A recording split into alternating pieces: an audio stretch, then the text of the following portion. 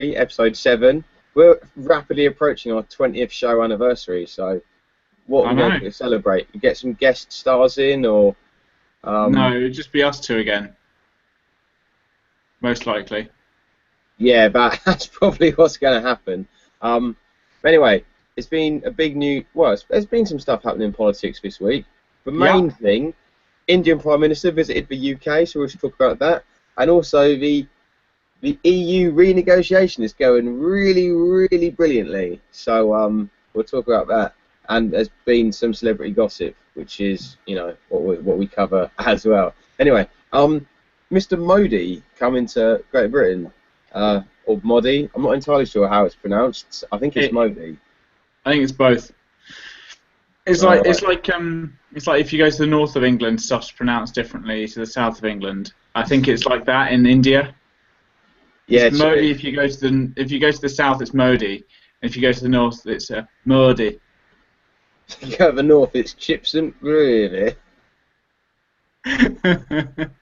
But yeah, Mr. Modi's over here. Some people have been whinging. Most people have been saying it's a bloody good thing. So we're Well, not we do obviously more trade with Ireland than we do with India, so it's almost certainly a good thing that the Prime Minister's over here on an official visit in order to sign some deals that will ensure British workforces are not stuffed, which is a good exactly. thing because we need foreign governments to save us, seeing as our government can't do anything decent. Yeah, well, this is like a bit of a UKIP point, really, isn't it? Because one of the things Farage was always banging on about was like we don't do enough trade with places like India and places like North India. Like he basically said India, and that was he was like the Commonwealth and India, but mainly India. But Yeah, like it is a good point that we barely do any trade with what is the second largest country on earth by population. I don't know if they're yeah. predicted to overtake China. I don't know if that's why China cut its one-child policy because it just wants to be like number one still. Um, I still want to have, I still want to be number one, so therefore we must have more children. it's No, just it like cut this its sort of, one. it's a bit of an American thing, like China number one. No, I think Mr. Modi being over here is a good thing. I mean, there's some protests happening because he's head of a religious order, or he's the Grand Master of some religious order, which effectively is alleged to have persecuted Muslims. Well, Um, yeah, the root causes it because there's always been a little bit of a Hindu nationalist movement in India, given yeah, that the whole creation of Pakistan was about religious territory to an extent. And the accusation is he's sort of reignited that. Because only about 10% of India's population is Muslim, so mm, but by picking on the 90%, it's quite a good election strategy. But that's the allegations against him.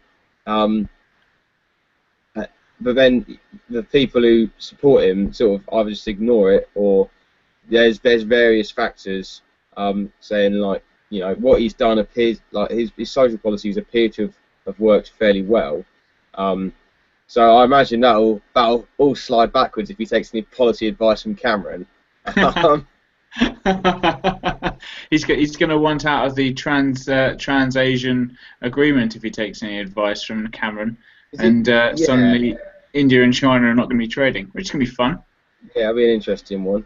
David Cameron, of course, a man who recently complained about cuts to Oxford Council. I like that. Did you see the Labour Party? Oh my God, Corbyn watch. Yeah, Corbyn watch. I've got the sign. What I did is I just binned off the numbers and it just Oh, says Corbyn watch. we're just doing Corbyn watch. We're not even bothering to know which day it is now. Well, Just because we weren't sure if he was going to last this long. We thought there might have been a coup. So, um, But yeah, no. Well, on Corwin Watch, John McDonnell, who is the Shadow Chancellor, has said finally we can add another Tory MP to the list of people who are unhappy with George Osborne's cuts at a local level, which I think is a brilliant, brilliant comment. I think that's so good. And Cameron's really shot himself in the foot here and said, "Look, we're giving you no money. Stop cutting things because we're giving you no money."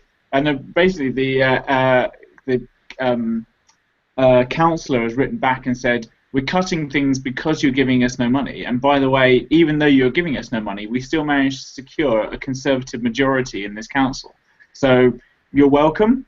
Which I think is the biggest non-spat that's ended up being going to end up being quite a political nightmare for David Cameron, because, well, he's got Labour going, well done, Prime Minister, yes, congratulations, well done in your complaints about George Osborne's budget cuts. And on the one hand, he's being investigated by parliamentary standards over whether he broke parliamentary protocol in using his position as an MP, stroke Prime Minister, to get involved in as a constituent, which they're not allowed to do. So yeah, I just like the idea of it sort of like an inter-Conservative Party hip-hop beef, as if we're going back to the mid-90s. I like the idea of them being the sort of the new Kanye and Fiddy. Yeah, it's good. But on the subject of Corbyn Watch, I guess we've sacked off Mr. Modi now, because it's just generally a good thing. Like, trade is good. Yeah. Some people have criticised his human rights record. Given that we're currently, as a country, being investigated by the UN for widespread human rights abuses by Ian Duncan Smith, probably not in a great position to criticise. I appreciate that doesn't stop most countries at the UN who have appalling human rights records criticising other countries with much better human rights records, but I don't know. Yeah, we're not the ones who have CIA black sites in our country. No, Yeah. well, we probably do, actually. And, of course, the CIA will probably be watching this as well, so big shout-out to the CIA. How's it going? Leave a comment on the page. Matt, no one's watching this, not even the CIA. We're literally that under the radar. Gee, that's bad. We're properly underground. We're an underground movement. We are. Even Paul stopped watching. He was our one listener. But, yeah, never mind. But no, on the subject of Corbyn, despite being called all manner of things with relation to the armed forces, such as a peace-loving man who hates everything to do with firearms, we obviously had, it was Armistice Day yesterday, and there were various articles run about Corbyn on Remembrance Sunday. One being entitled "Nod or Bow." Was Jeremy Corbyn nodding in respect or bowing as he should have been? It's like, they had a nice little graph of Tony Blair with a nice erect spine and a slumped forward head, but Corbyn was a bit more curved in his back. So, I mean, apart from worrying about his posture, I'm worrying about who's employing journalists these days. It's the biggest non-story. And then, was this a Daily Mail article, perchance? I think it might have been, yeah, but I don't want to say that for sure because I'm not 100%. And then it turns out Corbyn, rather than going to a VIP lunch after the ceremony, went and talked to actual veterans. So people were like, well, he hates the army, except he doesn't. So, again, it's just, this is the problem with Corbyn Watch, is there's literally no story. Jeremy Corbyn attends coffee ceremony, and people are just trying to find something to talk about. I imagine next time will be, has he disrespected the army by wearing the wrong colour shoes? Like, this is literally the depths we're plumbing. Like, I think we might end up on this segment of the show, on Corbyn Watch, in this segment of the show, going, yeah, Jeremy Corbyn is still leading the opposition, and then in 5 years' time going, yeah, Jeremy Corbyn is still Prime Minister.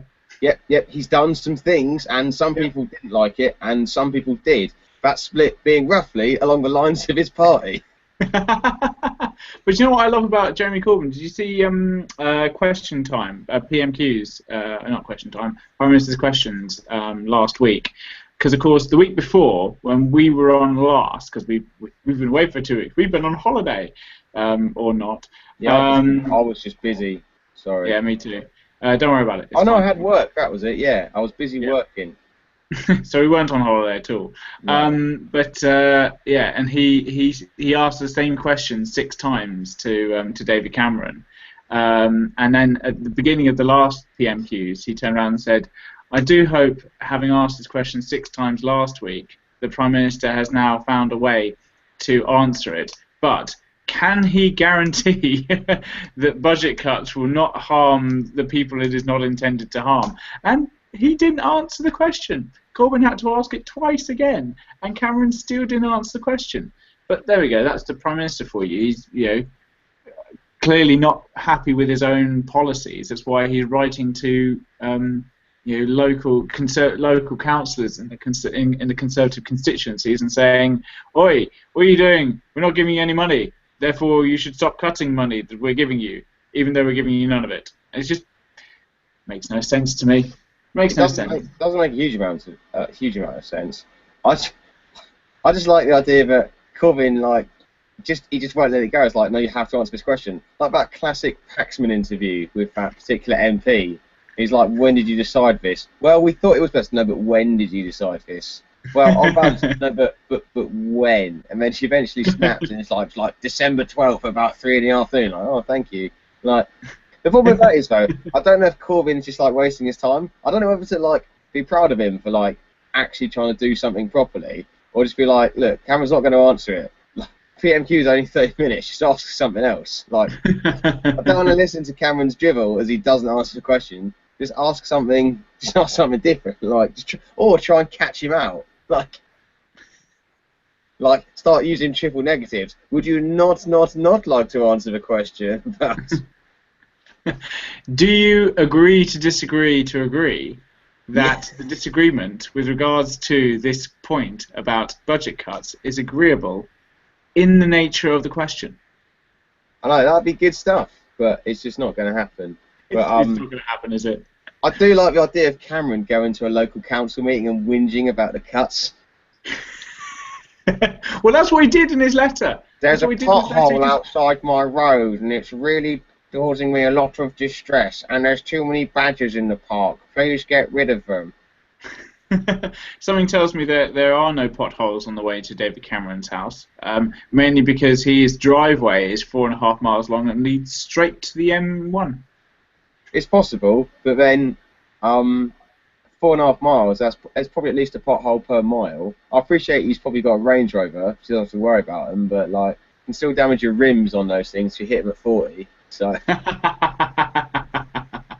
What are you talking about? He has peasants in order to lay over the potholes for him.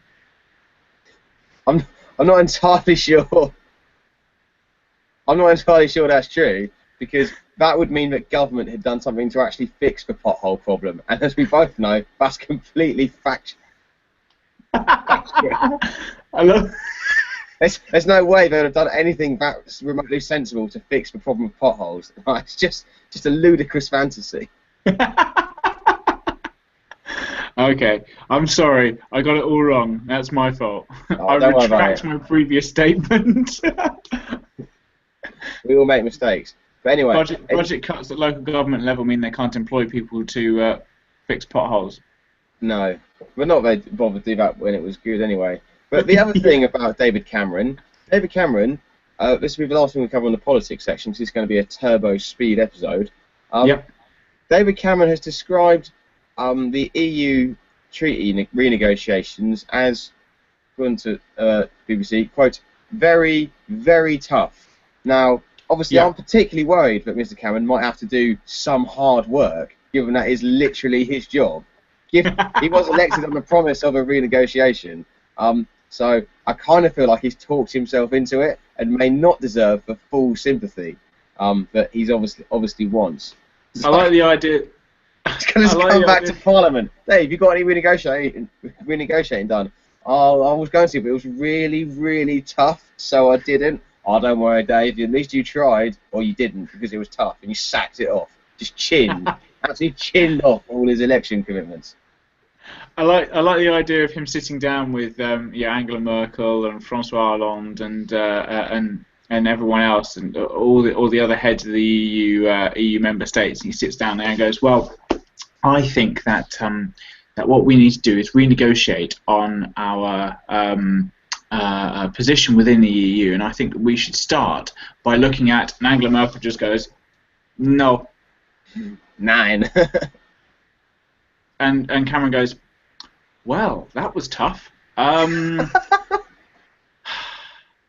suppose I'd better go back and tell the British electorate who elected me, with a majority to lead the House of Commons, that it's a lot more difficult than I thought it would be, and that we're stuck.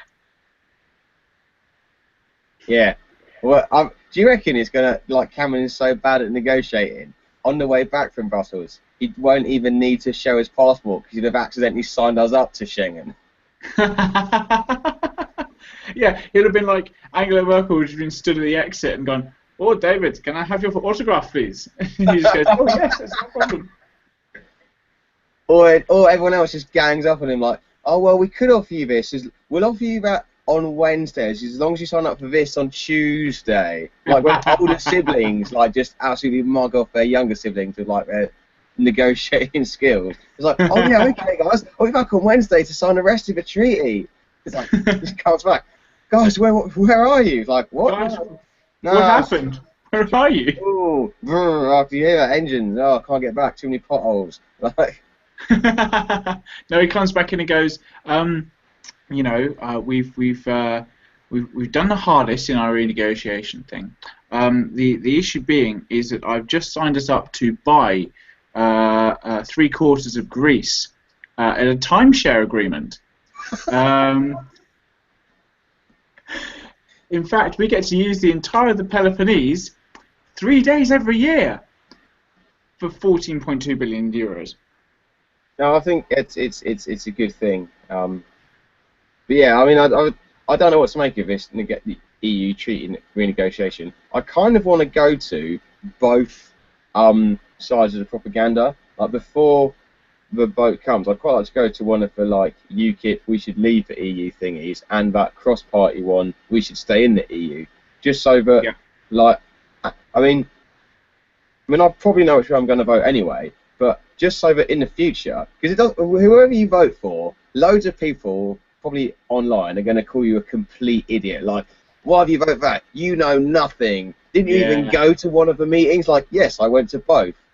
And obviously, this is online, so I should just call you a willy and move on. I'd still have a go at you. But like, literally, I kind of want to go to both sides, just so that in the future, I can say, well, I went to both sides and I made this decision. And like, just basically to stop people having a go at me, because it's going to get quite heated. In the future. People are going to get quite visceral about people who voted for quote unquote the wrong side. It's going to be very Sith-like. You're with us or against us. So I just want to go to both, and then people say, "Didn't you even go at one of these?" And I say yes, and then their head will run out of arguments, and I can just live my life in peace.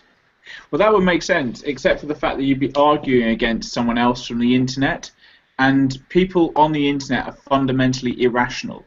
So if you were to try and argue against them by saying, yes, I went to both meetings, and they said, oh, did you go to the meeting on August the 3rd, 2016, with the Leave.eu meeting, where it was prophesied that this would happen were we to stay in the EU?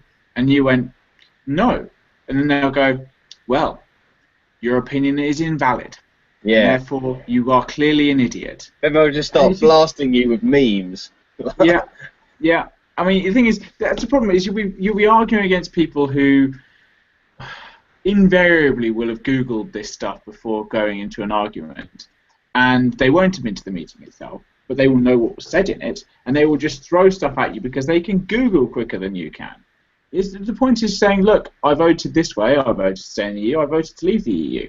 But the fact of the matter is that that's how I voted. If you don't agree with it, well, that's your democratic right to not agree with it. Please don't shout me down and tell me that I'm an idiot for voting the way that I did.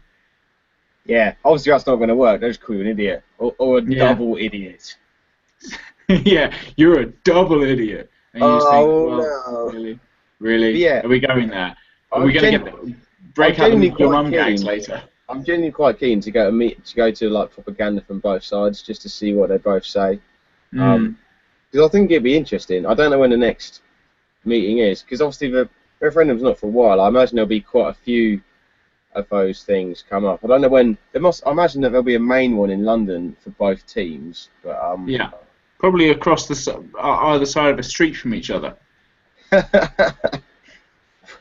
be absolute gang warfare when they come out. Oh, I think we should stay in the EU. No, I think we should leave. Fisticuffs at dawn. That sounds like a good idea to me. Yeah, that'd be good. But anyway, finally, we need to move on to celebrity gossip because we've done Yes. a quick round robin of all the What political we've all been news. waiting for. It's what people watch this show for. I'm joking. Nobody watches this show. No, but we still enjoy doing it. Well, I still enjoy doing it. I don't know about you. I love doing it. Don't get me wrong. It's fantastic. I Anyway, think it's great um, fun. big news. You know, not personally probably, but Kendall Jenner, who is somehow related to Kim Kardashian, but she's Yeah. like a younger one. She's the one that's 20. Yeah. Born in 1995. The freshest now like 96 or it's crazy, or 97. It's crazy. Anyway, Yeah. My brother's she- 96 and he's a fresher. That's sad yeah, times.